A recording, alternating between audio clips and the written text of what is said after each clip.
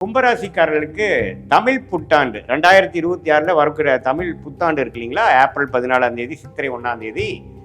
அந்த புத்தாண்டு ஒரு வருட காலம் எத்தகைய ஒரு ஆண்டாக கும்பராசிக்காரர்களுக்கு இருக்க போகுதுங்கிறது சயின்டிஃபிக் வேதிக் அஸ்ட்ராலஜி முறையில் அறிவியல் சார்ந்த முறையில் இந்திய வேத ஜோதிட அடிப்படையிலான விஷயத்தில் எந்த விதத்திலையும் மூட நம்பிக்கையில் போகாமல் மிகைப்படுத்தாமல் உள்ளது உள்ளவாறு எதுமாற பலாபலன்கள் அடுத்த வரக்கூடிய ஒரு வருடத்துக்கு கும்பராசிக்காரர்களுக்கு சனி இருக்கும் அமைப்பை பொறுத்து, ராகு இருக்கக்கூடிய அமைப்பை பொறுத்து, குருவின் அமைப்பை பொறுத்து எத்தகைய ஒரு தாக்கத்தை கும்பராசிக்காரர்களுக்கு கொடுக்க போகிறது அடுத்த வரக்கூடிய ஏப்ரல் 14, 2026 ஏப்ரல் 13, 2027 வரை எத்தகைய ஒரு வருடமாக கும்பராசிக்காரர்களுக்கு இருக்க போகுதுங்கிறது சயின்டிஃபிக் வேதிக் அஸ்ட்ராலஜி முறையில் பார்க்க போகிறோம்.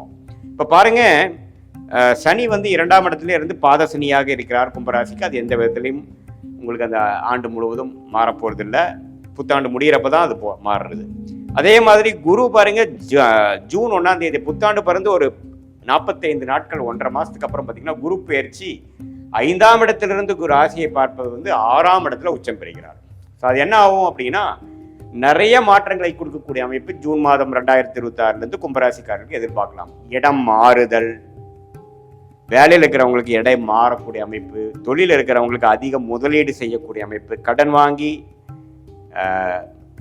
நம்ம பெரிய லெவலில் எக்ஸ்பேன்ஷன் போகக்கூடிய அமைப்பு, வெளிநாடு போகணும்னு நினைக்கிறவங்களுக்கு வெளிநாடு வாய்ப்புகள் கிடைக்கக்கூடிய அமைப்பு, இம்போர்ட் எக்ஸ்போர்ட் இருக்கிறவங்களுக்கு நல்ல ஒரு கான்ட்ராக்ட்ஸ், நல்ல ஒரு ப்ராஜெக்ட்ஸ், நல்ல ஒரு வியாபாரம், நல்ல ஒரு அசைன்மெண்ட்ஸ் நமக்கு கிடைச்சி, நல்ல ஆர்டர் கிடைச்சி நமக்கு அனுப்புகிறோம், நல்ல ஒரு புது 2-3 கிளைண்ட் கிடைச்சாங்கிற மாதிரி கொடுக்கக்கூடிய அமைப்பு.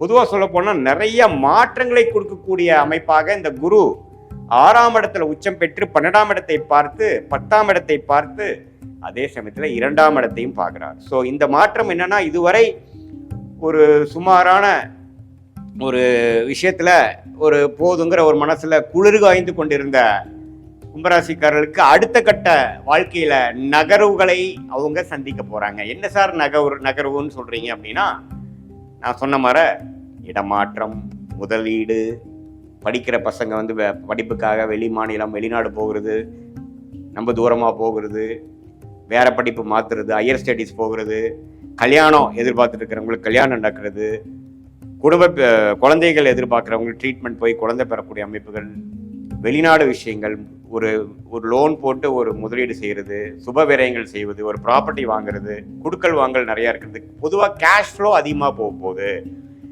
இது மாதிரியான அமைப்புகளை உள்ள அந்த குரு அருமையான மாற்றத்தை கொடுக்க போகிறார். அதே சமயத்தில் டிசம்பர் 2026 அப்புறம் புத்தாண்டு பிறந்து ஒரு 6-7 மாதத்துக்கு அப்புறம் ராகு கேதுகள் ராசி விட்டு விலகிறது அருமை.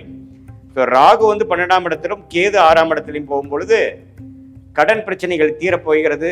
எல்லா பிரச்சனைகளும் கொஞ்சம் தீர்ந்து நிம்மதி பெருமூச்சு பெறக்கூடிய, இதுவரை ஜூன் மாதத்திலிருந்து சில முதலீடுகள் சில மாற்றங்களை கொண்டு வந்ததுலேருந்து டிசம்பர் மாதத்துக்கு அப்புறம் ஒன்றுமே நல்லா செட்டில் ஆகக்கூடிய அமைப்பு இருக்குது. பட் இருந்தாலும் அந்த ப்ரெஷர், கடன், அது மாதிரி விஷயங்கள் இருக்கும். பட் இதுவே உங்களை வாழ்க்கையில் அடுத்த கட்ட உயர்வை நோக்கி உங்களை தள்ளி கொண்டு போகக்கூடிய, தூக்கி கொண்டு போகக்கூடிய, நகர்த்தி கொண்டு போகக்கூடிய ஒரு அமைப்பாக இந்த கிரகங்களில் சஞ்சாரங்கள் கண்டிப்பாக உண்டு.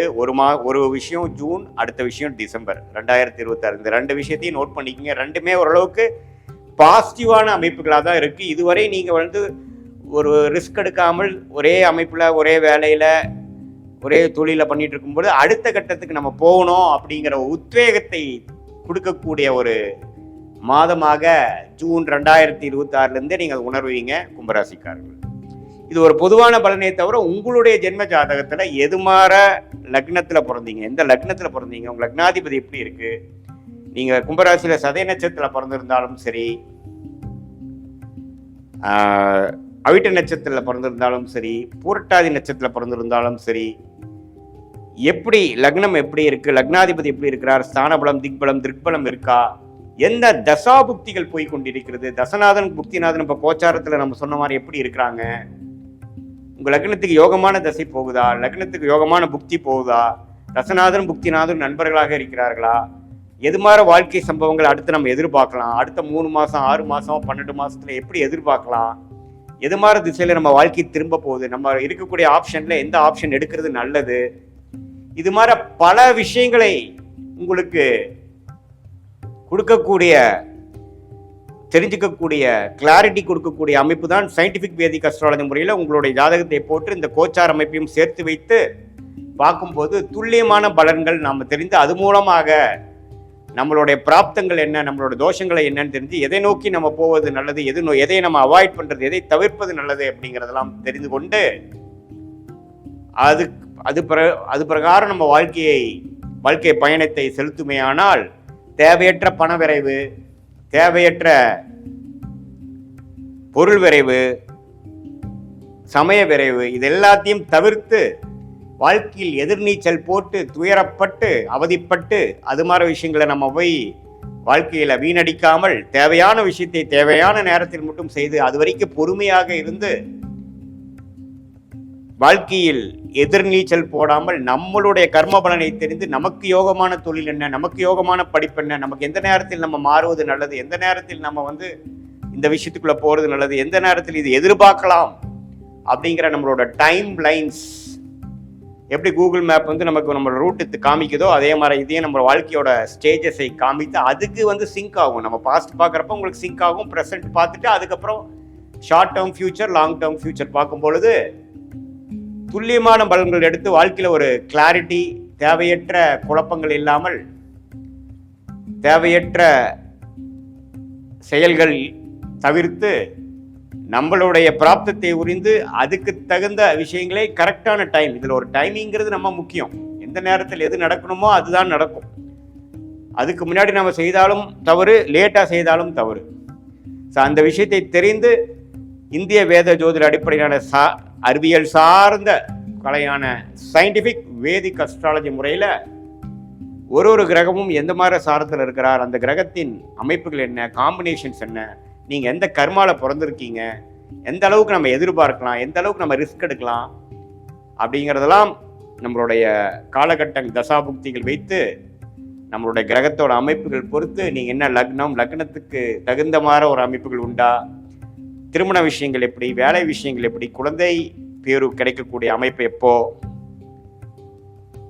எப்போ நம்ம வெளிநாடு போவோம், அரசு உத்தியோகமா, வேலையா, தொழிலா, கார்பரேட் லைஃப், ஸ்பைரேட் லைஃபா, எது மாதிரி தொழில் பண்ணலாம், எந்த நேரத்தில் பண்ணலாம், நம்ம மேனுஃபேக்சரிங் ட்ரேடிங் மாதிரி போகிறது நல்லதா அல்லது கன்சல்டிங் மாதிரி போகிறது நல்லதா, எந்த கிரகம் நம்ம ஜாதகத்தில் நல்லா இருக்குது இப்படிங்கிற பல விஷயத்தை தெரிந்து அதுக்கு தகுந்த மாதிரி நம்ம வாழ்க்கையில் திட்டமிட்டு வாழ்க்கை செயல்பாடுகளை செய்யும் பொழுது வாழ்க்கையில் எளிதில் வெற்றி பெற முடியும் என்று சொல்ல விரும்புகிறேன்.